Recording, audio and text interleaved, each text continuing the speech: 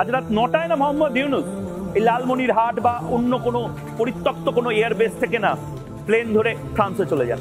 নে বাবা, তোর দেশ তোর কাছে থাক, আমি যাই, পালাই। আমি আর রিটায়ার্ড লাইফটাকে এক অশান্তির মধ্যে করতে চাই না। আসসালামু আলাইকুম সুপ্রিয় দর্শক, আমি সাথে আছি মোহাম্মদ ইব্রাহিম খলিল সুমন। ভারতের এক মলম বিক্রেতা আছে না, মানে যে লোকটা মলম বিক্রেতা থেকে সাংবাদিক হয়েছে, সেই মলম বিক্রেতা সাংবাদিক মলমীয় শাস্ত্রে খুঁজে পেয়েছে যে ইউনূস বাংলাদেশকে দেউলিয়া করে বাংলাদেশিদের দুঃখের সাগরে ভাসিয়ে দিয়ে দেশ ছেড়ে চলে যাবে।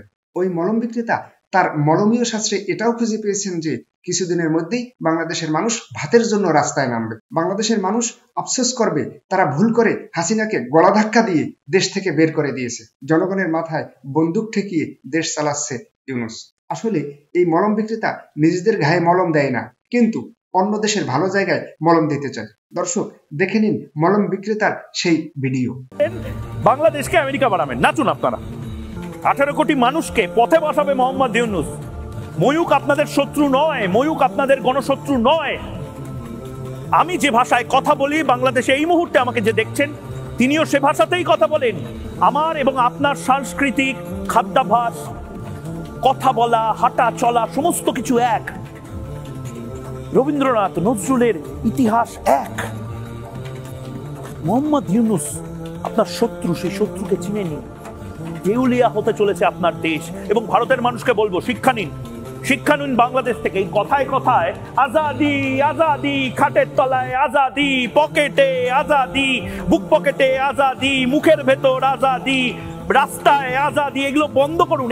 এই বাঁদর যারা, সে বাঁদরদেরকে খপ করে ধরে বলুন, এই এবার তুমি বলো তো দেখি চট্টগ্রাম মাঙ্গে আজাদি, দেখবেন বলবে না। বলো তো দেখি রংপুর মাঙ্গে আজাদি, দেখবেন বলবে না।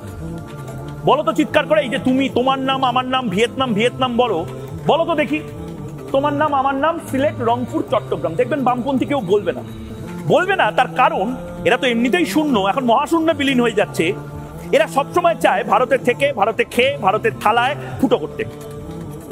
বাংলাদেশে এই জিনিসটা বাংলাদেশিরা দেখছে। বাংলাদেশিরা মুখে বলতে পারছে না, জবাব চায় বাংলাতে, তারা প্রকাশ্যে বলতে পারে না। লুকিয়ে লুকিয়ে আমাকে মেসেজ পাঠায়, লুকিয়ে লুকিয়ে আমাকে চিঠি পাঠায় এবং বলে, ময়ূকদা আপনি যা করছেন একদম ঠিক করছেন। মোহাম্মদ ইউনূসকে আমরা সবাই ভাগাতে চাই, কিন্তু আমাদের মাথায় বন্দুক ঠেকিয়ে একটা গোটা ডিক্টেটরশিপ যেন চলছে। শেখ হাসিনাই ভালো ছিল, বুঝতে পারিনি, শেখ হাসিনাকে আমরা গলা ধাক্কা দিয়ে বের করেছি। ভয়ঙ্কর স্টেটমেন্ট দিচ্ছেন সব। মোহাম্মদ ইউনূস অপদার্থ, মোহাম্মদ ইউনূস কি অপদার্থ? মোহাম্মদ ইউনূস যিনি সব পারবেন, গাড়ি চালাতে পারবেন, রান্না করতে পারবেন, লতা মঙ্গেশকরের মতন গান গাইতে পারবেন, এআর রহমানের মতন হয়তো সুর করতে পারবেন, তাতিন দিন্না নাতিন দিন্না বলতে পারবেন, ধিতান ধিতান বলে নাচতে পারবেন, কিন্তু সরকার চালাতে পারবেন না। মোহাম্মদ ইউনূস যেটা করতে পারবেন আরেকটা জিনিস, তা হলো দেউলিয়া। ভাড়েমা ভবানী করছে বাংলাদেশকে। সোমালিয়ার অবস্থা, গ্রিসের অবস্থা হচ্ছে বাংলাদেশের। বাংলাদেশের মানুষ বুঝতে পারছেন না, চিৎকার করছেন, রাস্তায় নেমে বলছেন আজাদি চাই, আজাদি চাই, এই চাই ওই চাই, বাংলাদেশ ভারতকে দেখা নেবে, এই করবে। আরে কিচ্ছু দেখবেন না, নিজের পেটে আগে ভাতটা থাক। দেউলিয়া হচ্ছে বাংলাদেশ। পদ্মা পারে ভয়াবহ খাদ্য সংকট তৈরি হবে।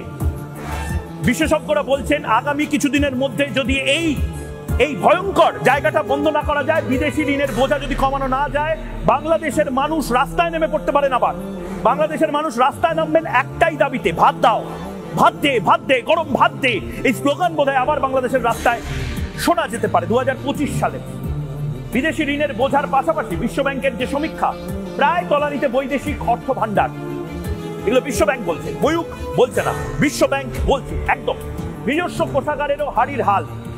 আমি বলছি বাংলাদেশের এই মুহূর্তে ওয়ার্ল্ড ব্যাংক যেভাবে প্রজেকশন করছে, বাংলাদেশের এই মুহূর্তের ভয়ঙ্কর অবস্থা, এবং সেই অবস্থা থেকে ভারত ছাড়া বোধহয় আর কেউ বাঁচাতে পারবে না। আমার তো মনে হয় এই মুহূর্তে উচিত ভারত সরকারের কম্প্যাশনেট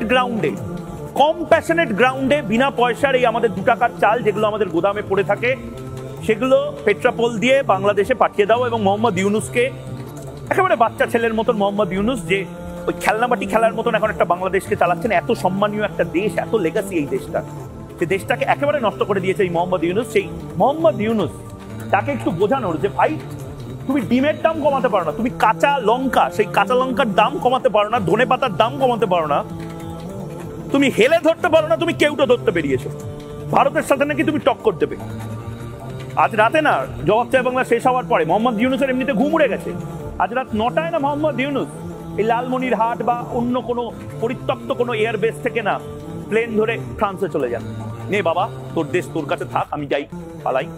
আমি আর রিটায়ার্ড লাইফটাকে এক অশান্তির মধ্যে করতে চাই না। সুপ্রিয় দর্শক, আমার এই ভিডিওর বিষয়ে আপনাদের যদি কোনো মন্তব্য থাকে, আপনারা মন্তব্য করুন, আলোচনা করুন, সমালোচনা করুন। আপনাদের আলোচনা, সমালোচনা, মন্তব্য আমাকে আরো সুন্দরভাবে ভিডিও করার ক্ষেত্রে, উপস্থাপনা করার ক্ষেত্রে অনুপ্রেরণা যোগাবে। আপনারা যারা এখন আমার চ্যানেলটি সাবস্ক্রাইব করেননি, অনুগ্রহ করে আপনারা আমার চ্যানেলটি সাবস্ক্রাইব করুন, এবং যারা সাবস্ক্রাইব করেছেন তাদেরকে অসংখ্য ধন্যবাদ। আসসালামু আলাইকুম।